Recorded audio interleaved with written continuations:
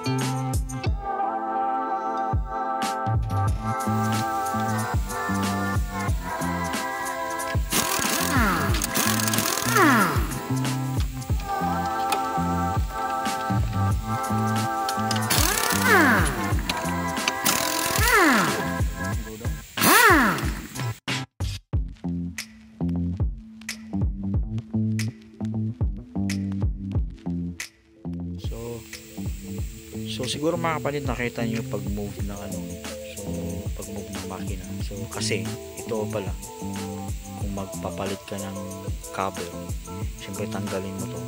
Ito yung parang yung bracket, pero nag-ano din, nag-hold ng yung makina niya. So kailangan mong anuhan sa ilalim. Dapat may nakaabang na jack sa ilalim ng makina para hindi siya mamaya pag salpak naman or pag install natin ulit siya, hindi ka mahirapan. Okay, so kailangan natin ng jack, so para mamaya yan natin kabit natin ulit yung mga bolts. So yung mga bolt dito. Okay, so mayroon pang tinatirang dalawa, so enough pa yan mag-hold. So kuha mo na yung shock mga kapatid.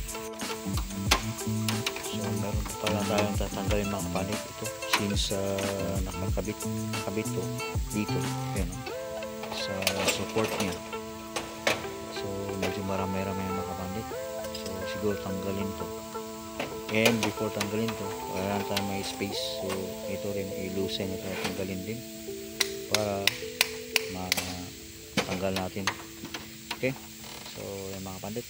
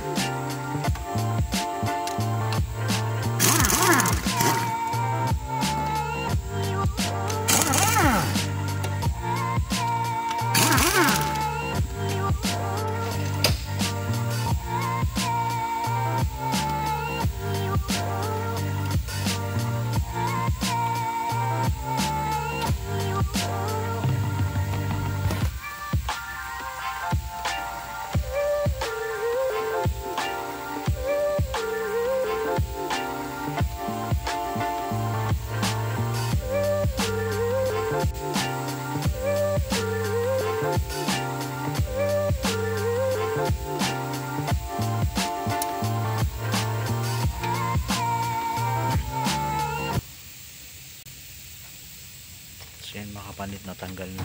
By the way mga kapandit, ito kanina di na pala ito tatanggalin, no? So lulusin lang to para ma-move natin tong bracket na to. So kailangan lang siya i-loosen tong bolt na to para ma-move and then matanggal yung holder ng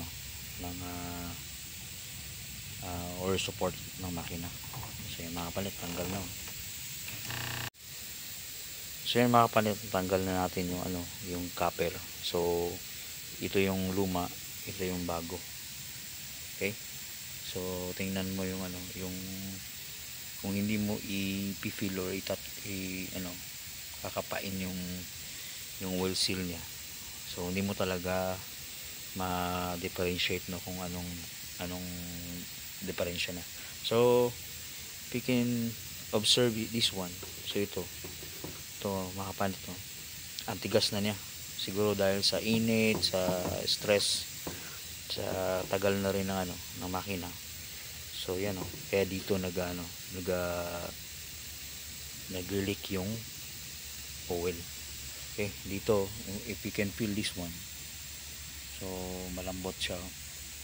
So yan, may pa siya konting absorption ng oil. I mean may kaya pa ning yung oil prevent yung oil from entering the spark plug.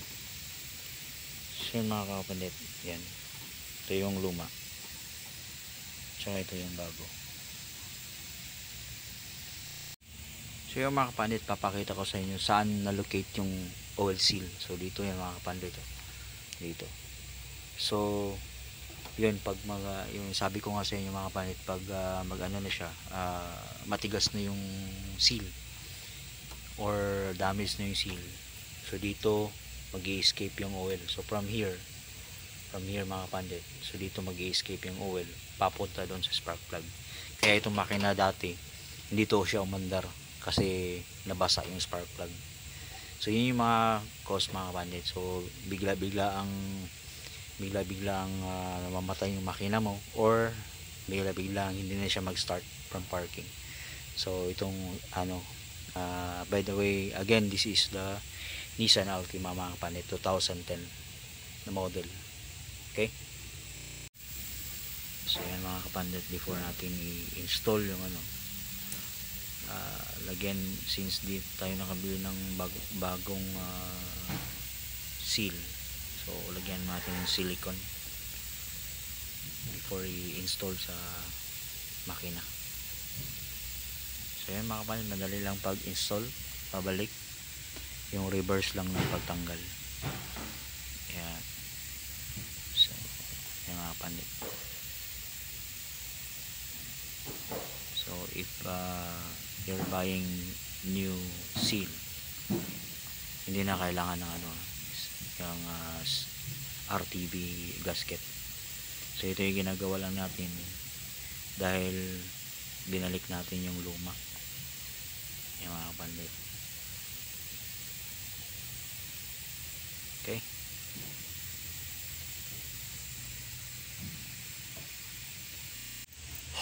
ayan mga kapatid. So hindi natin na videoan yung so pagkabit. So ganun lang naman din kung anong tinanggal, yun din yung kakabit. So yun, nakakabit na yung support. So yan, so bago na yung natin, yung cover, engine bag cover.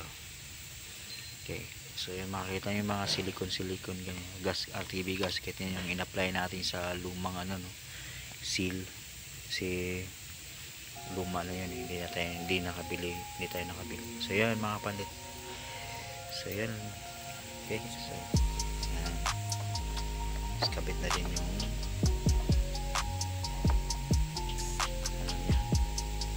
Ayan. Okay.